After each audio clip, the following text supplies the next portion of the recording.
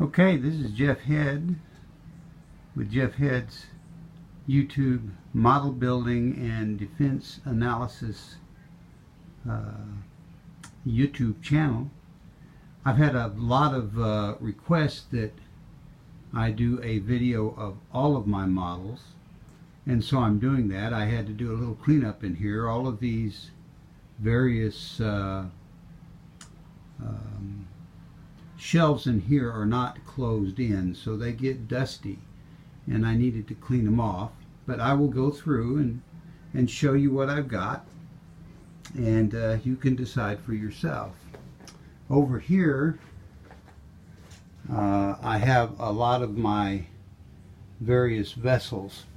Here we have the USS Iwo Jima, and it has been set up as you can tell from the aircraft, as an escort carrier with about 24 F-35Bs on it, which is something the United States is doing for the America class LHA and various WASP class LHDs, and it allows the Americans, United States Navy, at any time to add 4 or 5 carriers to their 11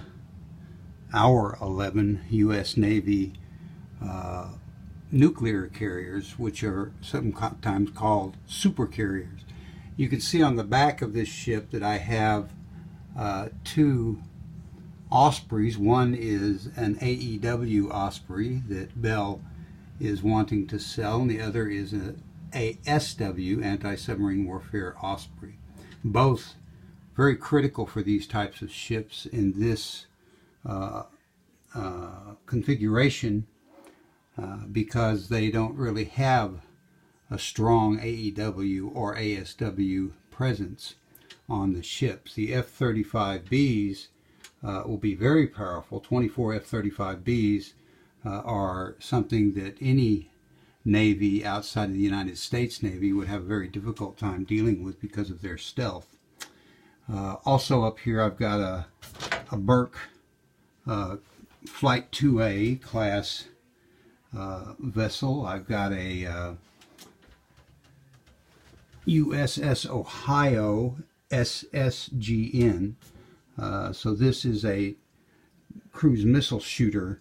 It can shoot up to 155 cruise missiles, which is an awesome power, and it's using the very, very quiet technology that was developed for the Ohio class. You also see a Freedom class fast frigate, not the Littoral class. This has got the upgrade to the fast frigate configuration with all the new weapons and sensors and armor. A little further in front we've got the USS Enterprise, which has been now to this date decommissioned and is being taken apart, but it was a very famous aircraft carrier. It was the first nuclear powered aircraft carrier, went through many upgrades, remained very powerful until 2012, and after over 50 years at sea it was decommissioned when the first Ford class carrier was completed and then commissioned. Also, you see a Los Angeles class fast attack nuclear attack sub, another Freedom class vessel with fast frigate configuration, and up in front we have Flight 1 Burke that happens to be the Sullivans. The Sullivans were 4 young men who were on a cruiser in the United States Navy in World War II, which was sunk, and they were all killed. And the United States has since kept a ship named for them. Over here on this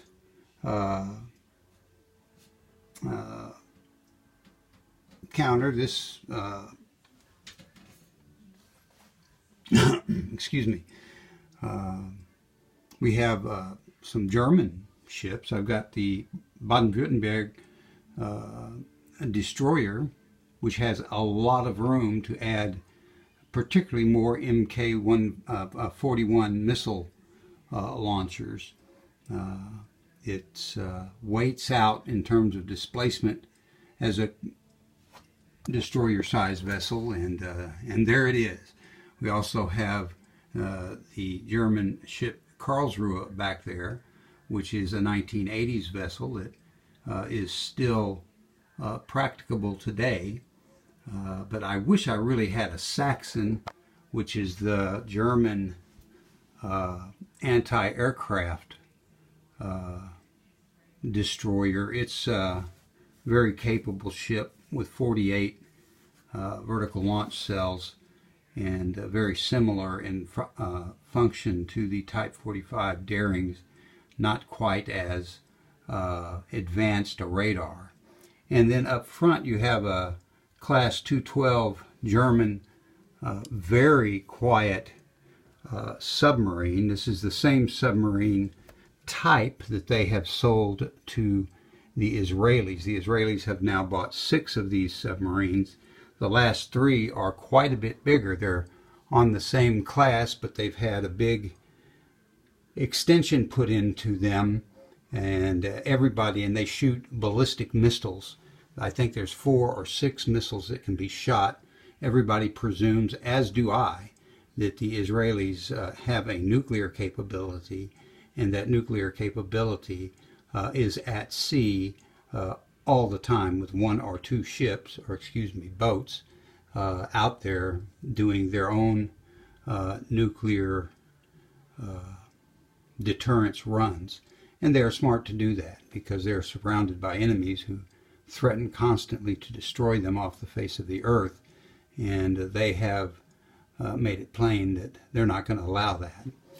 Below that, I've got a bunch of World War II U.S. aircraft. On top, we've got the 2 best aircraft for fighters that the U.S. had in service, the P-51 Mustang, as you can see here. Very beautiful plane, very capable, and the F-4U Corsair, which in the Pacific was the same. They had similar capabilities and speed. The Corsair was every bit as maneuverable, maybe even more so. And there's always been a kind of good-natured I don't know to say argument, but discussion about which of those 2 was best. Of course, they were both U.S. aircraft, but we do know that later, 10, 15 years later, 2 South American countries had a brief war, and one was flying F-4Us and one was flying P-51s, and the F-4U took the day. I think the real reason there was because of the training the one had over the other. We've also got a Thunderbolt right there, as well as a Hellfighter aircraft. Below that, we've got a P-40 and a Dauntless. The Dauntless was later replaced by the more capable dive bomber that was trying to remember what they called it, the Hell Diver. But this was the famous one. The Dauntless is the one that flew off the American carriers at Midway, and in the space of about 5 minutes they arrived on the scene as the torpedo squadrons were absolutely completely shot down. But that drew all the Japanese Zeros down low, and fortuitously the Dauntlesses arrived just at that moment, and within about 4 to 5 minutes they had planted 1,000-pound bombs on those carriers and sunk ultimately 4 of them. And that turned the war in the Pacific, as we knew. You should read the book, or go watch the new movie about Midway, or any historical book. I also have a Kingfisher down here. This is like the F-4U. This is another Vought built aircraft, It was on most battleships and cruisers, and it was used for scouting and finding other ships, but also very heavily used to pick up downed fighters, and many American fighters owed their lives to that plane. I saw one picture of one of those planes. You can see it on YouTube, where one of those planes was puttering along on the sea with, I think it was 12 to 14 pilots sitting on its wings as it made its way towards a destroyer to deliver them. Now, coming back over to the glass cases here, down below the Enterprise, we have a complete Russian setup, the most important of which I believe is the Admiral Gorshkov frigate here, which is as powerful and almost as large as a destroyer. Very good frigate. The only problem that the Russians have is these great designs. They don't have money to build many. They have only built one of those in the last 10 years. Actually, they have a second one that is about to be launched, but is still a good ways from being commissioned, when they need 18 or 20 of them. They plan to replace the Doolittle and Saturn vessels from the Cold War, which were decent vessels, but do not have the modern electronics and capabilities that this ship has. There's also a Yasen class attack submarine here, which is a very, very good submarine. Again, they've built one, have a second one launched, and they would like to build a good 10 or 12 of those, but their money just won't let them do it. They've spent the last 10 years building the two that they have. We do have other vessels here, though. We have an Oscar II submarine, which is a guided missile submarine similar to the Ohio that I showed you. But where the Ohio shoots 154 missiles, the Oscar will shoot 24 missiles. But it is capable, and the missiles are dangerous. Next to the Oscar is a Slava-class cruiser, which itself has 16 very large, very long-range cruise missiles, and a very healthy and capable air defense capability. But again, it was created during the Cold War and doesn't have as modern or as capable sensors on it. Neither does the Doolittle II here, which is an excellent anti-submarine warfare destroyer. Back in the back, you have kind of the pride of the Russian Navy. It's Peter the Great. It's a nuclear-powered battle cruiser that comes in at 45,000 tons and has more vertical launch cells than any other ship afloat. Again, they're lacking in the latest technologies, but this one was built last, and so it had newer capabilities than the first three, and they are spending as much money as they can to take a second one and upgrade it so that it has more modern capabilities. They are very, very healthy and strong vessels, and there you have one. It's got all the modern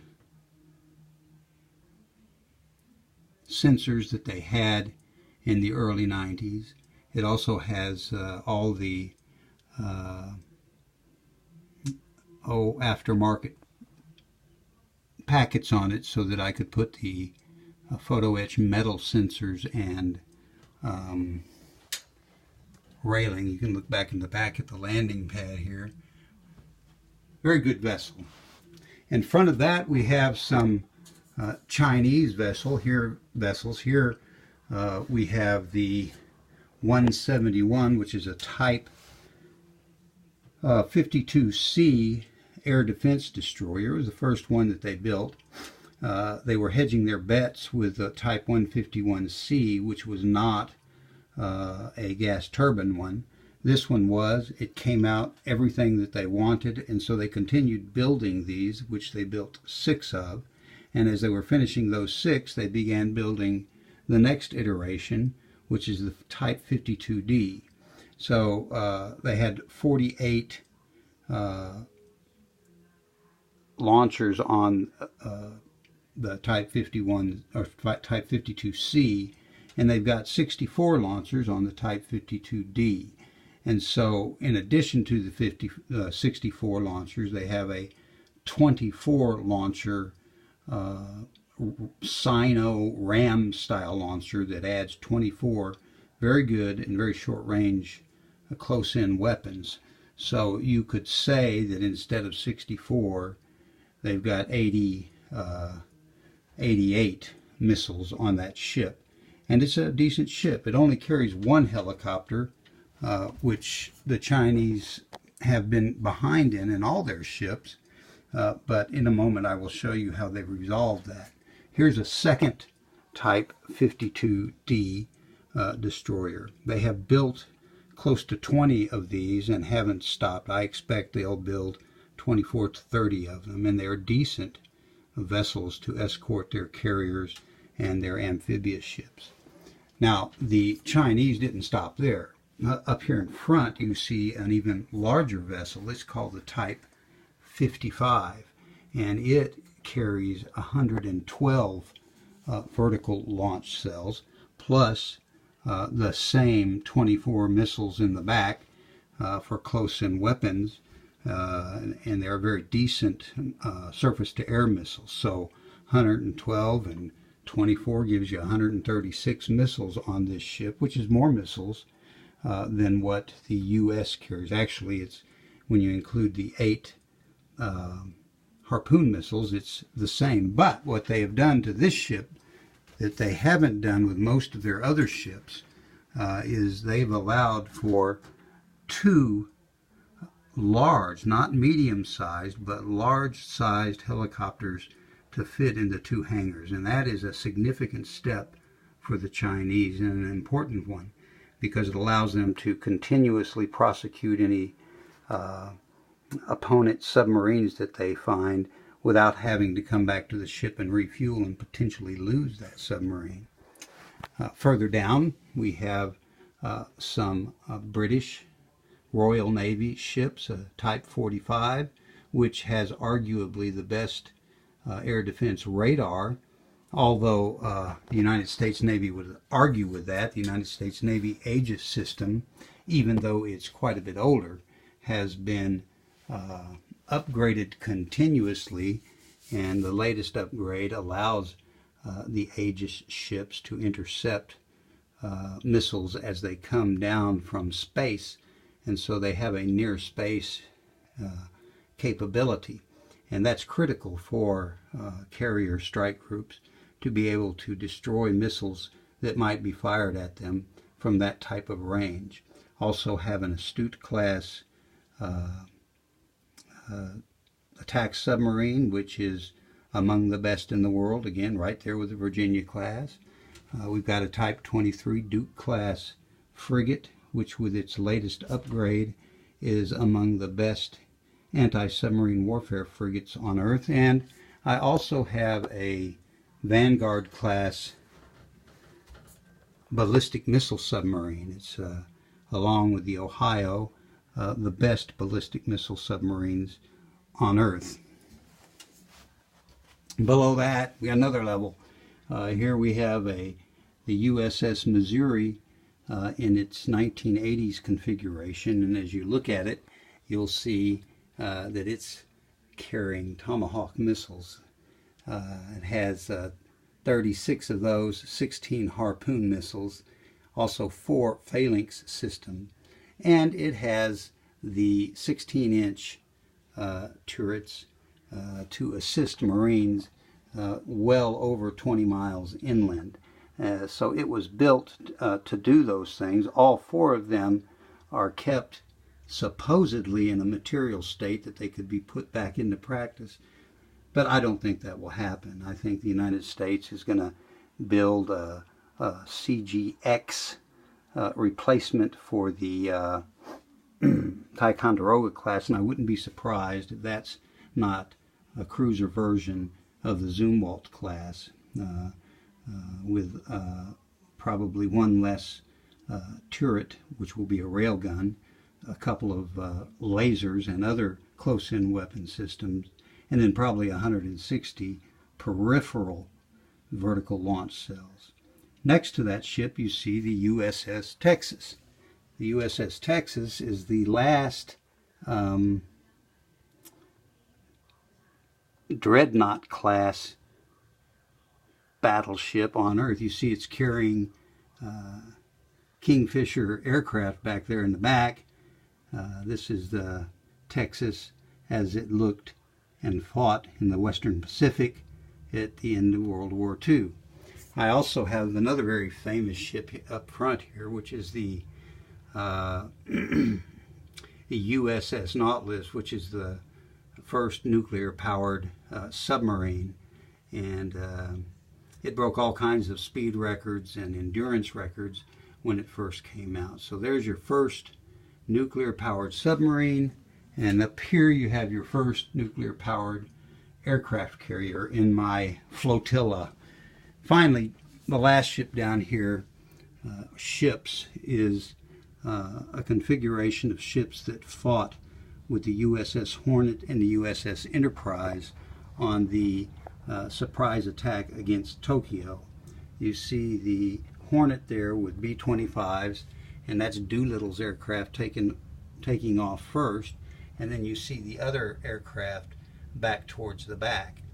And then you have the Enterprise, which escorted the Hornet and was fully loaded with Wildcats and Dauntless aircraft, as well as others. That group that I built also included a destroyer that was on that mission, and that destroyer right there lasted throughout the war, which was a big feat because many of our destroyers were sunk. The cruiser, the USS Vincennes, was sunk only 2 months to 3 months later off of Guadalcanal, and the horrific fighting that occurred there, particularly naval fighting in what they called Lead Bottom Sound. So those ships are there. Over here, this is where I build my vessels. Pardon the lights, they're kind of bright. I've got a few vessels and aircraft to be built. Probably the neatest one I'm looking forward to is the latest Japanese destroyer that is a enhancement to the Azuki destroyers. But I also have another Flight 2A Burke class that I am going to build as a Sejong the Great Aegis vessel that the South Koreans use. They're going to end up with 6 of those that have 160 missiles and displace 12 to 13,000 tons themselves, and are a very powerful ship. I wish the United States, for the Batch 3 ships, were building those. And I have all kinds of tools, and I need to I need to organize my paints in the paint organizer that I have over there. I also have, as you can see here, the Kuznetsov. It had an accident as I was taking it out and fell, and you can see some broken parts there that I'm going to have to fix before I put it out with its escorts, and I'll show you where in just a moment. Also, I'm working on another aircraft that was damaged, and that's my UHU-60 Army attack and transport helicopter. Great model there.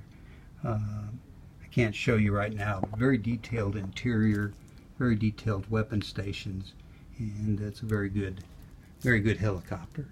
Up high here we have a P-8A Orion, a B-1B Lancer bomber B-2, and an aircraft I just love, which is the XB-70 Valkyrie, which I believe, had McNamara and Kennedy not canceled it after the order was going to be made, that those aircraft would still be flying.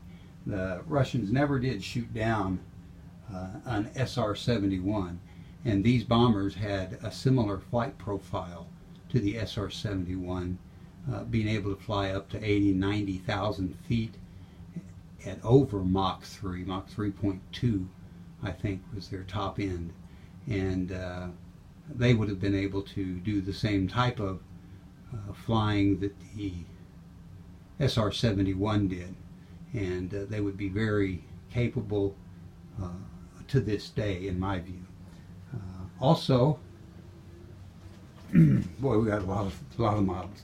Up on top there, you can't see it very well, but that is a Tu-95, the most latest version of it, and I'll take another look at that. And up on top, we've got an AC-130H gunship with the 155 millimeter cannon, the 40 millimeter Bofors cannons, the 20 millimeter guns, and the chain guns. Very powerful equipment when we have the air superiority, because it protects United States Marines and Army fire bases to no end. They can lay down an unbelievable carpet of protection for those bases. Up on top of this cabinet, you can see another one of my favorites that I attributed to a hero of the United States, Jimmy Stewart, who stayed in the Air Force after the war and continued testing and maintaining aircraft, particularly the B-36 when it came out. But he made his last active duty flight was in a B-52G, maybe it was B-52H, on either a linebacker or one of the other bombing runs that were being made in North Vietnam. And you don't tell a general no when he says he's going to fly with you and do a maintenance study. Now, the rest of this particular cabinet has U.S. aircraft. These aircraft are the Reaper, which was the aircraft that was used recently in the death of General Soleimani from the Iraqis. And he was a truly dangerous person. He had killed or been the cause of the death of up to 600 American troops with his Scud forces. Never could understand why Bush didn't take him out, but he didn't. I didn't expect Obama to take him out, and he didn't. But President Trump did. And I applaud him for that, because he was a very dangerous player and had a lot of blood, not just American, but Syrian, Iraqi, and many, many Iranians on his hands. Also have an MQ-4C Triton, which is the aircraft that is the secondary communications channel for the United States. The 10 or 8 to 10 bases that we are building with 2 squadrons of those at each one will allow aircraft to fly up to 80,000 feet and communicate with the other aircraft that are flying around the world with them. So if our satellites that provide us with such a fine and very important game changer in the GPS and other information they provide for our ordnance were taken out, these aircraft, which are much more agile and aren't in one place all the time, would take over and provide the same information. And nobody else has that. Next to it, you see an Apache helicopter, which is the most capable, in my mind at least, attack helicopter available in the world. although the Russians have an excellent attack helicopter of their own. And then next to that we have the F-23, which Grumman keeps on the market because it's an unbelievably stealthy aircraft and could be tweaked just a little bit to compete in the 6th generation aircraft, which I think it will. Below that, I've got all the major players in the U.S. Air Force for combat, including the F-22, the F-35A, which is the Air Force version, the F-15C, the F-15E, which is an unbelievably capable attack aircraft, strike aircraft, the A-10, which is an unbelievably effective close support aircraft, and the F-16, which is the F-16C and D is the most prolific aircraft that the United States has built. Literally most of our allies have a lot of those, as do we. And it's the F-35 in its various forms that will end up replacing those in the thousands, as we'll talk in a minute. Below that, we've got 2 shelves of U.S. Navy aircraft, all the F-18 versions. Right there you have the F-18, FA-18F, which is an unbelievably effective attack aircraft, lots of ordnance, great range. Next to it we have the F-18, excuse me, FA-18 advanced aircraft, which has the conformal fuel tanks there on top of the wings, and also carries a very stealthy, you can see it under there, weapons bay that can carry 6 missiles or other armaments itself. So it can go in a very stealthy mode and do the seed missions if necessary. But why would you do that when you've got the F-22 over here that can also load its weapons in its bomb bays and go in stealth mode and not be seen at all, and be coupled with the XV-42 down here, which I'm confident will be brought back. Obama basically canceled it, but I think Trump will bring it back because it's very, very capable, and each F-35 can control 3 of them, or they can be controlled by the ship or by Langley, etc., etc. Also have 2, excuse me, we have the F-35B up here as well, which is the Marine version, which is going on all those ships that we've talked about. Down here lower, we've got, in addition to the EA-18 Growler, which is the aircraft that took the place of the E-6 Prowler, is an electronic attack aircraft, and you can see that it carries the same load as the Prowler did. I've also got the AEW version of the SV-22 and the ASW, anti-submarine warfare version of the V-22. Both of those are very critical aircraft that would make the escort helicopters, both our own and our allies, extremely, extremely effective. I've also got a wonderful MH-60R sitting there, which is a medium helicopter, probably the best medium anti-submarine warfare helicopter, although it's not as large or as effective as the Merlin that the British use. Down below we've got the new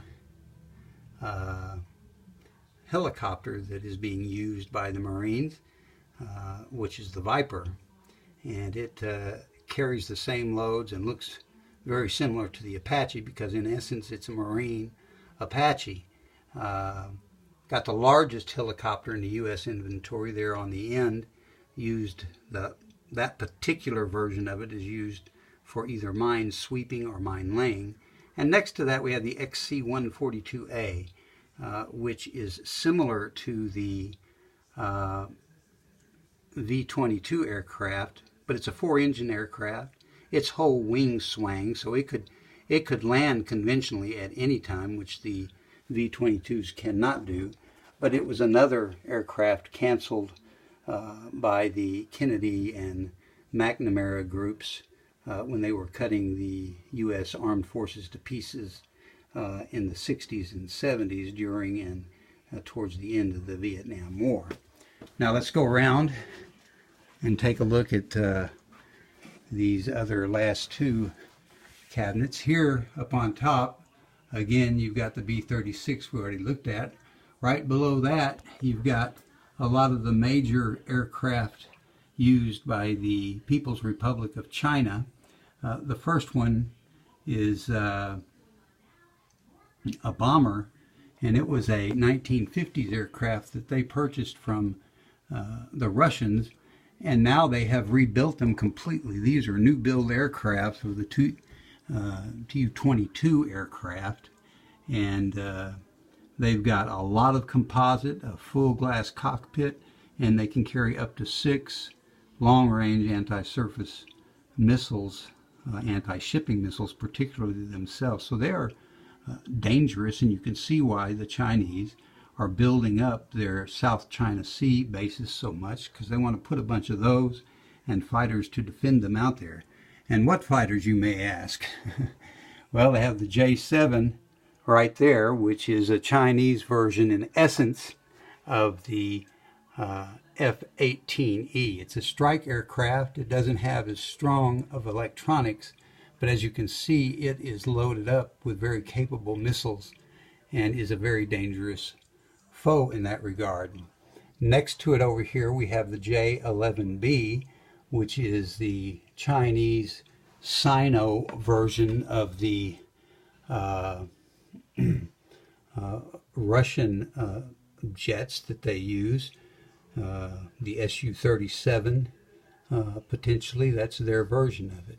Next to that, you've got a J-10S in this case, because it has a 2-seater, but the J-10B is a very effective aircraft that is trying to be like F-16C or D. And then next to that is their aircraft carrier aircraft.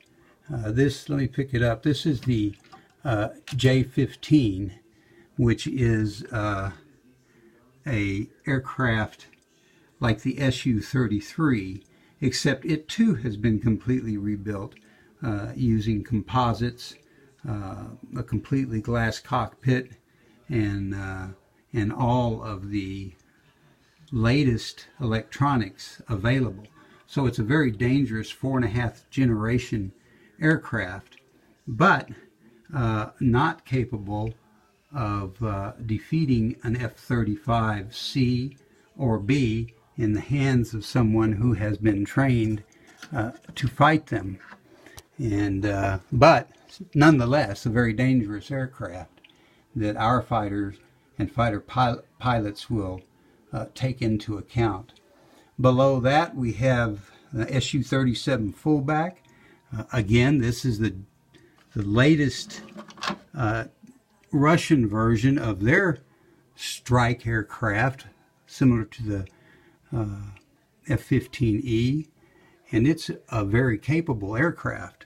You see a J-20 there, an Su-37, and the Russian stealth aircraft. The J-20 there is the Chinese stealth aircraft. Below that, we've got 2 of their LPD Type 71. They've built 8 of those now, and they're 25 to 30,000 ton vessels that are very similar to our San Antonio LPDs. You see a Type 55 frigate that we saw on one of the other shelves that they've built at least 30 of. Below that, you've got 3 other ships. One of them in front is a very modern Sovereignty, except this ship has been modernized, and they're modernizing all 4 of the Sovereignties, putting all Chinese electronics and weaponry, including vertical launch cells. They've got 48 vertical launch cells on that thing, making them a very dangerous foe. Behind it is the Type 52B that they built to go along with it. I expect that they'll put the vertical launch cells on them too. Behind that is the Type 51C anti-aircraft ship that was being built when the Type 52C was being built. But Type 52C won that out, so there's two of those ships, and they will keep them in service because they're capable. And then on each end you've got the littoral combat ships that the Chinese use. They're very, very capable. That's,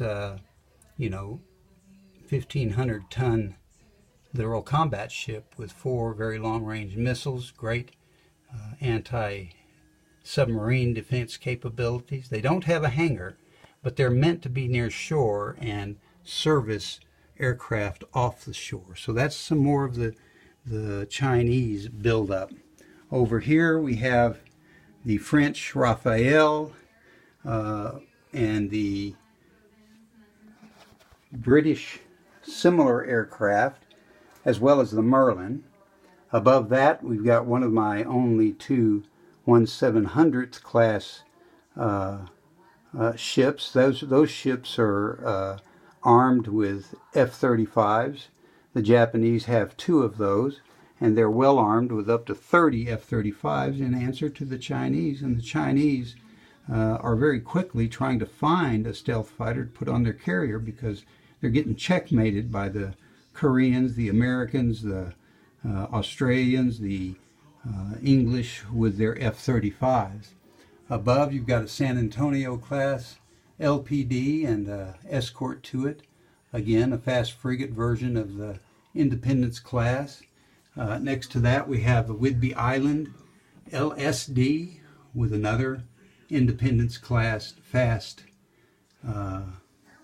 frigate version.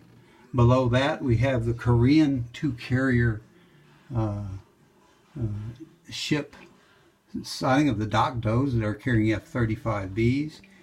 Below that we've got 2 more 1/350th ships, a Takanami and an Aegis Atago class. And below that a group of American 1/700th scale that one of my grandsons built. Now we'll take a quick trip into the study at the last group of aircraft and ships that we have available. I'm running out of time, so pardon me for hurrying. What I have here is, this is a Christmas present that my wife got me, and that is this beautiful all glass enclosed. They don't get dusty because they've got glass doors, and you see the Prince of Wales and its escorts. Above that you see the Ronald Reagan and its escorts. Above that you see the future USS Enterprise that is now being built, since the JFK is just about finished. And you see that both American carriers have a Ticonderoga class and a Flight 2 Aegis Burke class. I've got the USS Seawolf and the USS Texas, 2 of our latest submarines. Above that I've got the Chinese Liaoning aircraft carrier with a Type 55 escort. And again, you can see, as we saw earlier, they've got 2 hangars back there, but then they've got a ship full of aircraft on that carrier, the SU, well, not SU, but the J-15s as you see them. I have 20 some odd aircraft on deck and another 10 in the hangar. Type 54A frigate and a Type 93 attack sub. And there's the American vessels. On the American vessels I have the men in there, and you can see them standing all over the deck. And if I could get in there and turn the lights on those two, you'd see the hangar lit up. And then on the top, I've got a 1/350th version of the Japanese smaller Hyuga class vessels. And one of them is filled up with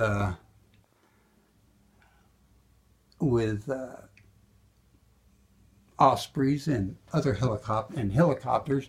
The other one has 8 F-35Bs on it to show that they too can carry fighter aircraft, which is causing such angst with the Chinese. Finally, I've got a little display back here that I made for my father.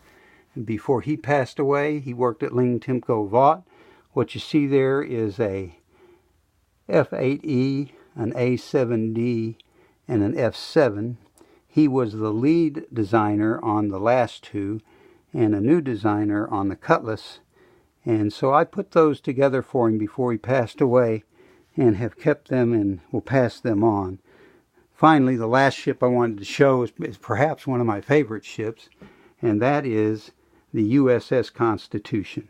This is a ship that was laid down in 1787, commissioned in 1788, and has been commissioned in the U.S. Navy as a frigate ever since. If you're ever in Los Angeles, excuse me, not Los Angeles, if you're ever in Boston, make an effort to go see this ship, because you can get right up on it and go downstairs and look at the whole thing. A very storied history. Find the book called A Most Fortunate Ship. It's an excellent read about this ship, how it came to be known as Old Ironsides. And the United States maintains a 25,000 acre forest of the white oak oak trees that were used, that are very hard wood, to give it that name. So there you have it. All of the models that I've got, probably 68 to 70 1/350th scale, 15 1/700th scale, 55 or 60 72nd scale aircraft, 1/192nd scale ship. Thanks for looking. Sorry this is so long, but that's a lot of ships. And I'm glad you looked. Come back to the channel anytime. I would encourage you to join and get your friends to join. We talk about a lot of good stuff here. Thanks again. Have a wonderful 2020. This is Jeff Head, your YouTube channel. Bye-bye.